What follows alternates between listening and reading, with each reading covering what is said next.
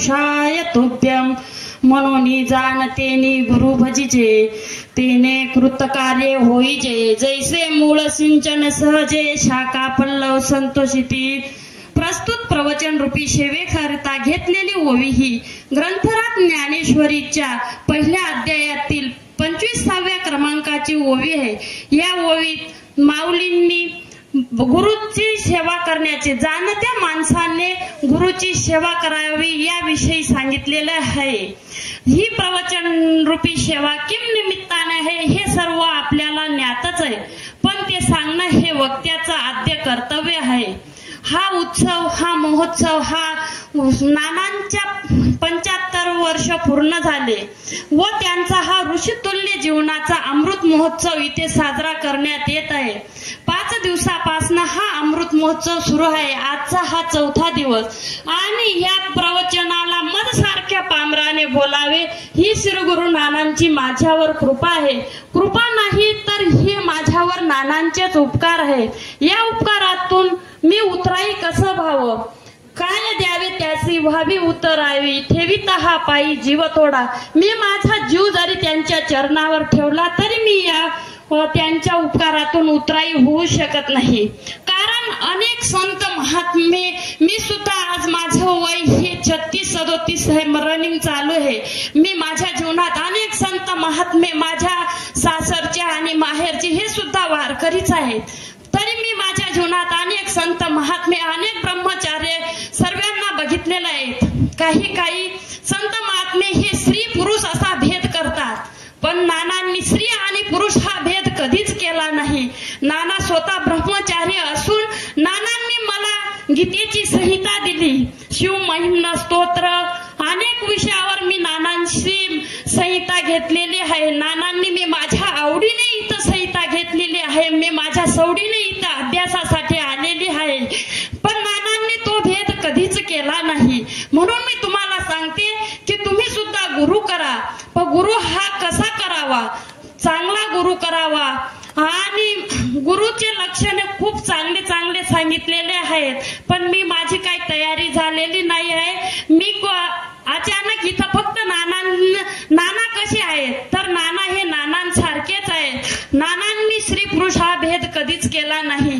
नानांनी ज्याला कधी 1 रुपयाचा अंक गणित, ज्याला 5 रुपया माहित नाही, 50 रुपया माहित नाही, असे जड मूड सुद्धा नानांनी उद्धरले आहेत। आणि काहींना तर इतके बोबडे मुलं आहेत, काहींना एकदा संता दिल्याने सुद्धा समजत नाही, काहींना तर नानांनी एक श्लोकासाठी 15-20 वेळा शिकवलेला आहे, असे नाना आहेत। म्हणून सांगते की तुम्ही सुद्धा गुरु करावा।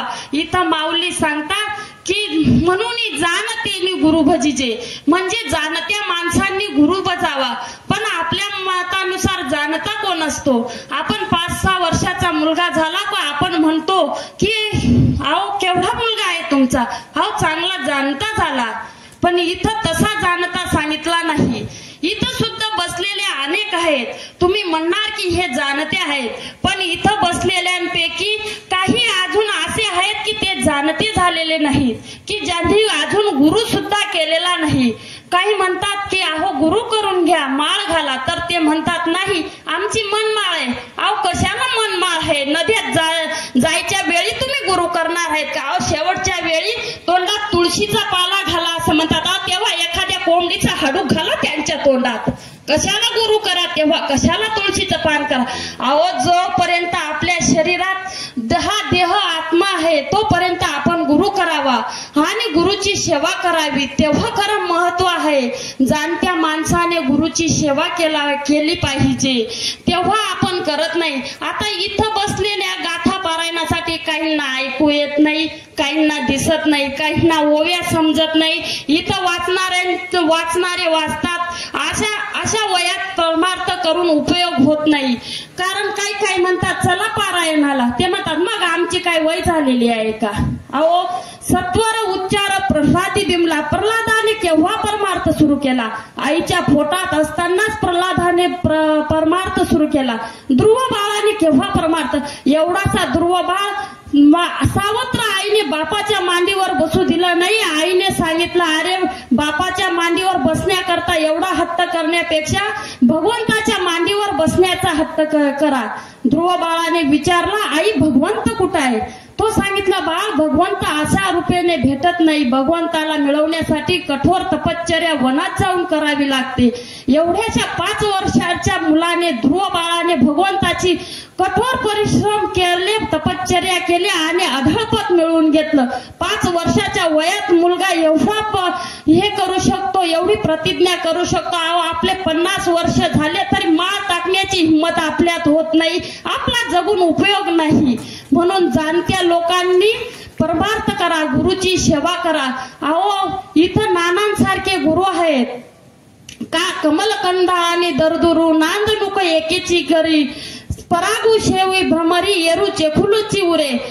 इथं नानांकडे हे पैठणहून आलेले माऊली आहेत, परभणीहून आलेले आहेत आणि आपण त्या चिखलातल्या बेडकासारखेच राहून जाणार.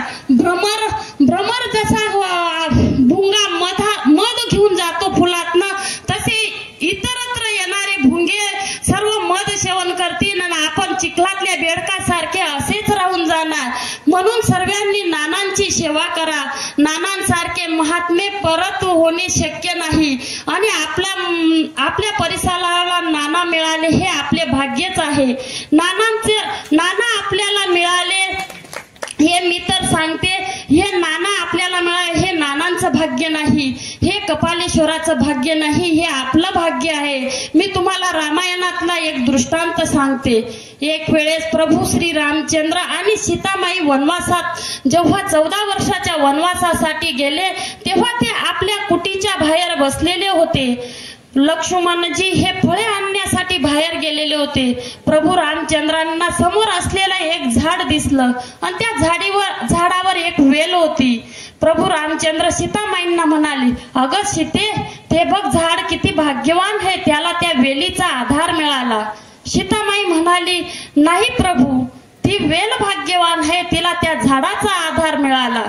पण दोघांचं असं चाललं होतं. भगवंत म्हणत होते झाड भाग्यवान आहे आणि सीतामाई म्हणत होत्या तर वेल भाग्यवान आहे. तेवढ्यात लक्ष्मणजी फळे घेऊन आले. त्यांनी लक्ष्मणजींना बोलावलं, लक्ष्मण इकडे ये. म्हणे काय प्रभू? म्हणे हे बघ, ते झाड भाग्यवान आहे की वेल भाग्यवान हे तुला सांगायचंय. झाडाला वेलीचा सहवास मिळाला, ते झाड भाग्यवान आहे असं प्रभू म्हणाले. पण सीतामाई म्हणाल्या, नाही, वेलीला झाडाचा आधार मिळाला म्हणून वेल भाग्यवान आहे. मग लक्ष्मणजींना समजत नव्हतं काय सांगावं. झाड भाग्यवान आहे म्हणालं तर सीतामाईंना राग येईल आणि वेल भाग्यवान म्हटलं तर प्रभूंना राग येईल. मग त्यांनी काय सांगितलं लक्ष्मणजींनी की हे बघा, मी तुम्हाला सांगतो, दोघांना मान्य करावं लागेल. मी सांगतो तर ते झाडही भाग्यवान नाही आणि ते वेलही भाग्यवान नाही, पण त्यांच्या सावलीत राहणारा हा मात्र भाग्यवान आहे. तसंच आपलं सर्वांचं आहे. नानाही भाग्यवान नाहीत आणि कपालेश्वरही भाग्यवान नाहीत, पण आपण इतर पंचक्रोशीतून येणारे आपण सर्व भाग्यवान आहेत की आपल्याला नानांचाही सहवास मिळाला आणि तीर्थक्षेत्र कपालेश्वराचाही आपल्याला आशीर्वाद मिळाला, म्हणून आपण भाग्यवान आहेत. एवढंच बोलते. चुकलं असेल ते माझ्या बुद्धीचे दोष समजा, जे काही बरोबर असेल ते श्री गुरु नानांचे आहे.